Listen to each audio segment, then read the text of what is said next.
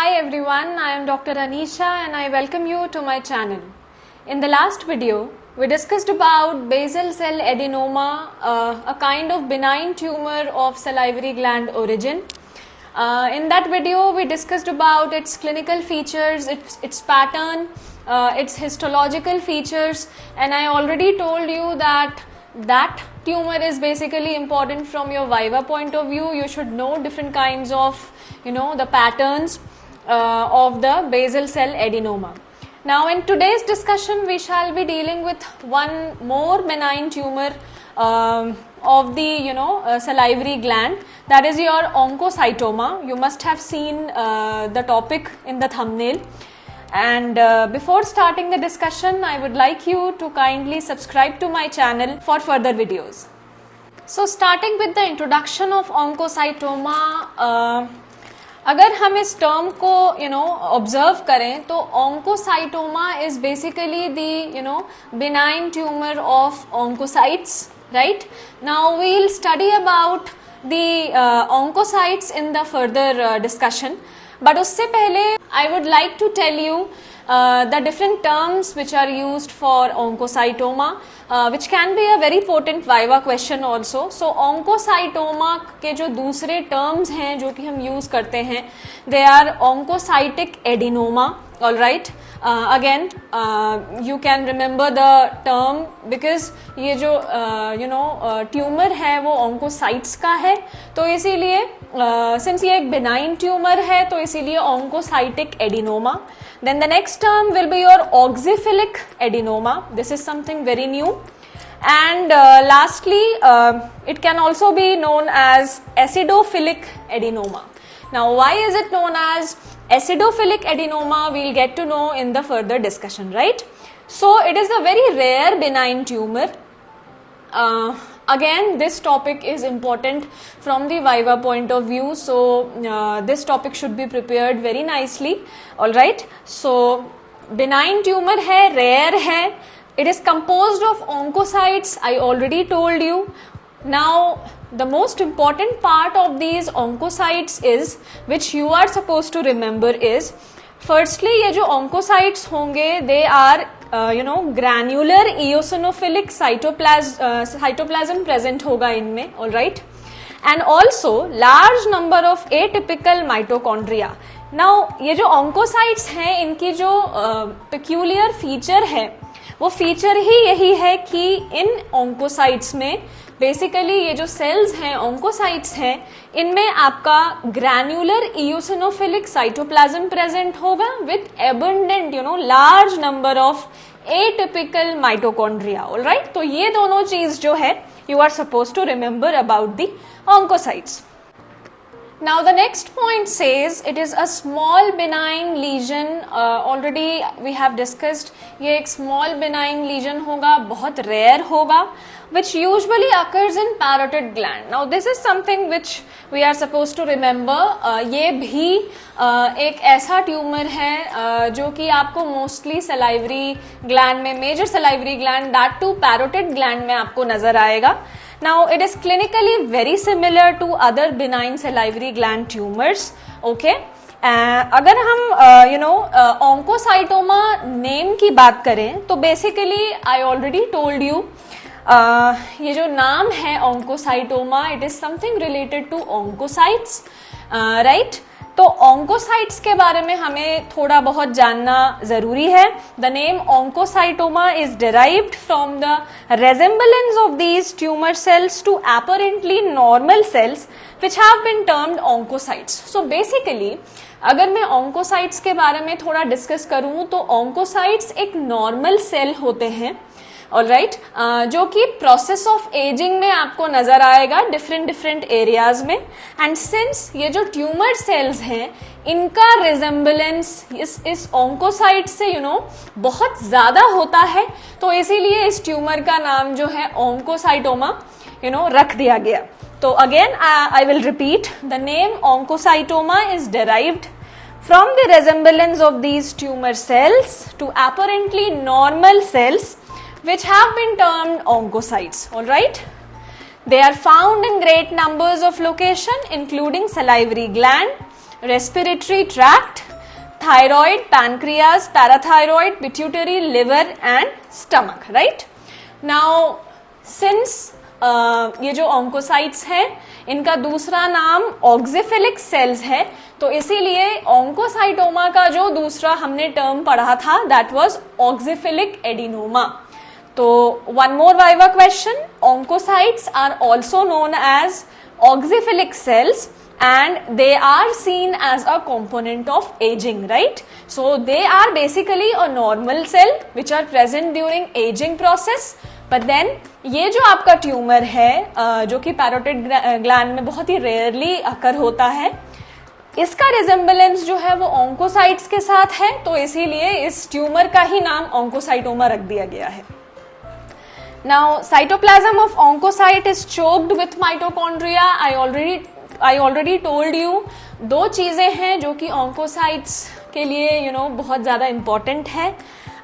Firstly जो आपका granular eosinophilic cytoplasm है एंड दूसरा एटिपिकल माइटोकॉन्ड्रिया का लार्ज अमाउंट में होना, ये दोनों फीचर्स ऑन्कोसाइट्स के फीचर्स हैं, right? So this is all about the introduction of the tumour oncocytoma. Now moving on to the clinical features of oncocytoma. तो सबसे पहले अगर हम जेंडर की बात करें तो जैसे कि बाकी सलाइवरी ग्लैंड ट्यूमर्स जो हैं वो विमेन में ज़्यादा we see them in women, तो सेम वे ये जो ऑन्कोसाइटोमा है उसका भी जेंडर प्रेडिलेक्शन जो है it is more commonly seen in women than in men. Now अगर हम एज की बात करें तो they are exclusively found in elderly person and occasionally occurs before 60 years of age. 80% of the cases occur between the age of 51 to 80 years, right? So basically oncocytes से resemble करता है, oncocytes से related है, तो इसीलिए आप ऐसे याद रख सकते हैं कि ये elderly में more than 60 years of age के persons में ज़्यादा नज़र आता है. Now अगर हम साइज की बात करें तो it usually measures 3 to 5 centimetre in diameter, all right. अगर अपीयरेंस की बात करूं तो it appears as a discrete encapsulated mass which is sometimes nodular but often multilobular. So what happens is basically अगर हम appearance की बात करें oncocytoma की, तो ये जो ट्यूमर है that will be discrete, encapsulated, all right, which is sometimes nodular. आपको कभी नोड्यूल जैसा फील होगा but then internally it is multilobular in nature, all right. जहाँ तक पेन की बात करूँ तो पेन इज यूजुअली एब्सेंट. जो पेशेंट है वो आपको पेन के सिम्टम के साथ रिपोर्ट नहीं करेगा, all right. And now something which is very interesting is there is a condition called diffused multinodular oncocytoma. So there is a condition which is known as diffused multinodular oncocytoma or oncocytosis of parotid gland, which has been described and is characterized by nodules of oncocytes which involves the entire gland or large portion of it. So oncocytoma से related एक condition है which is known as diffused multinodular oncocytoma. So what happens is parotid gland में there is a condition basically in which there is oncocytosis. So बहुत सारे nodular oncocytoma present होंगे parotid gland में and इस diffused condition को हम बोलेंगे diffuse multinodular oncocytoma or oncocytosis of parotid gland. So this is something which is to be remembered and can also be asked as a viva question, all right. So this was all about the clinical features of your oncocytoma. Now let us move on to the histological features of oncocytoma. Let us see histologically हमें क्या क्या नजर आता है. तो सबसे पहले तो the oxyphilic adenoma or oncocytoma is microscopically characterized by large cells which have eosinophilic granular cytoplasm and a distinct cell membrane.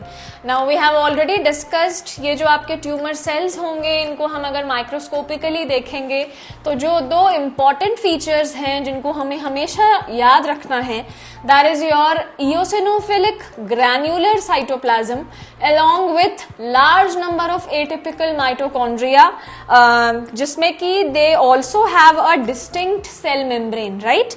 Now they are arranged in a tightly packed narrow rows and cords. Now they are arranged in a tightly packed narrow rows and cords. All right, you can see the picture also. तो basically जो इसमें आपके tumour cells होंगे वो tightly packed sales होंगे जो कि rows and cords के पैटर्न में they are arranged.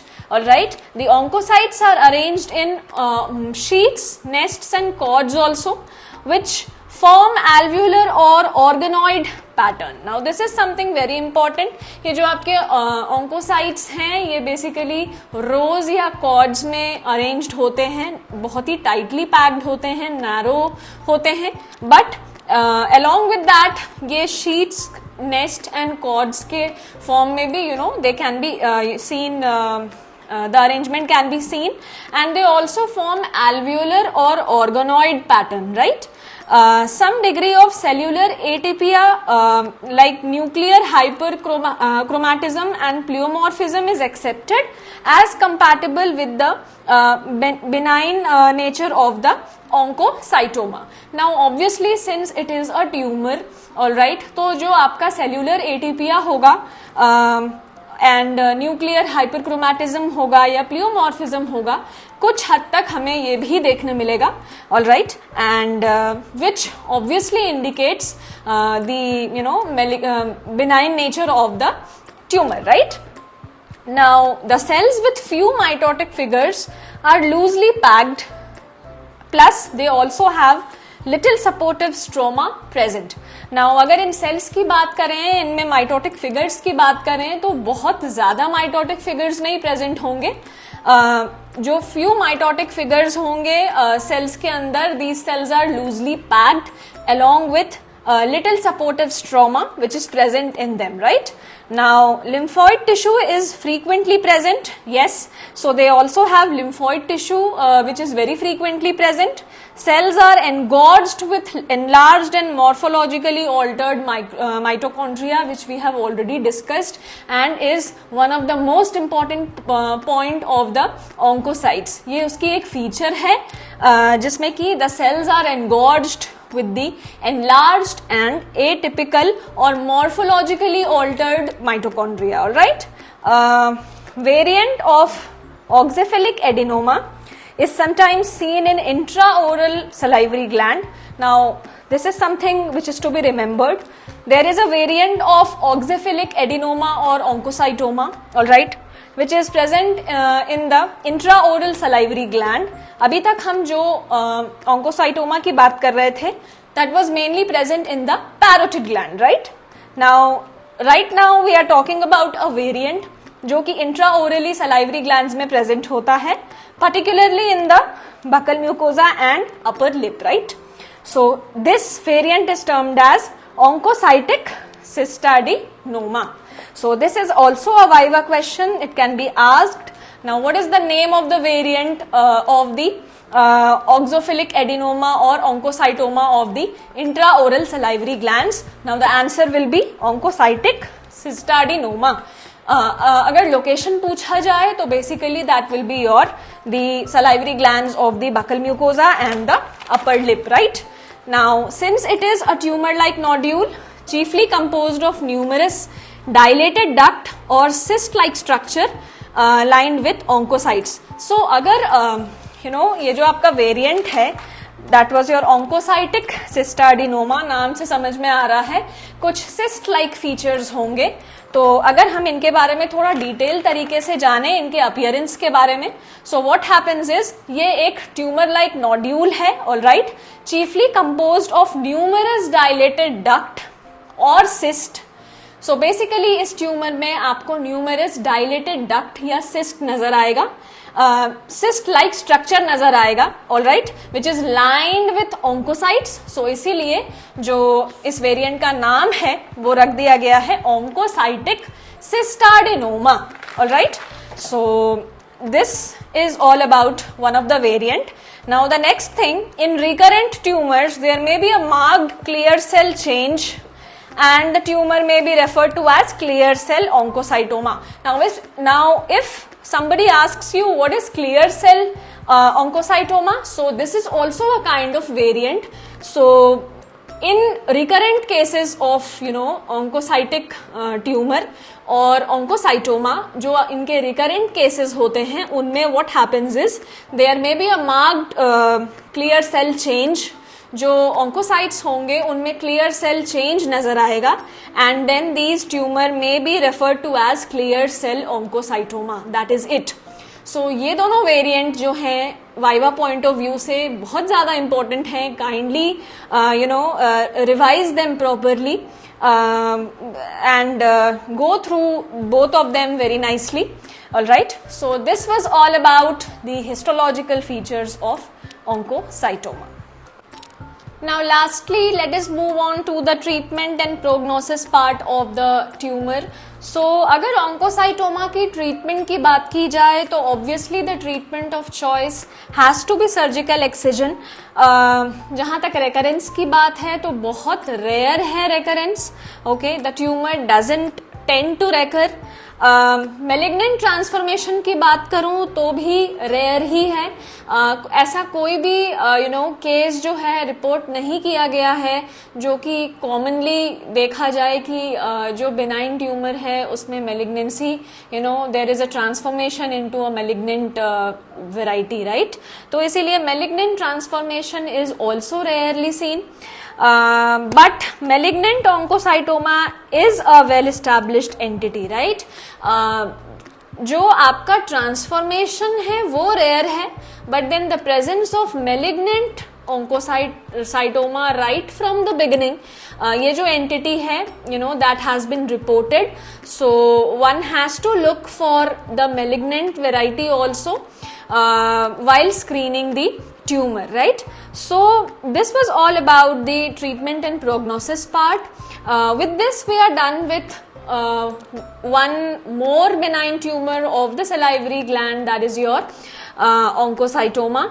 Now in the next discussion I shall be dealing with one more benign tumor which is also important from the viva point of view, and then we will be moving on to the malignant tumors of the salivary gland, right. If you have any doubt you can get back to me in the comment section. If you want me to take any topic you are most welcome. I shall be more than happy to help you. I hope you like the video. If you like the video, do like, share and subscribe to my channel. Thank you so much.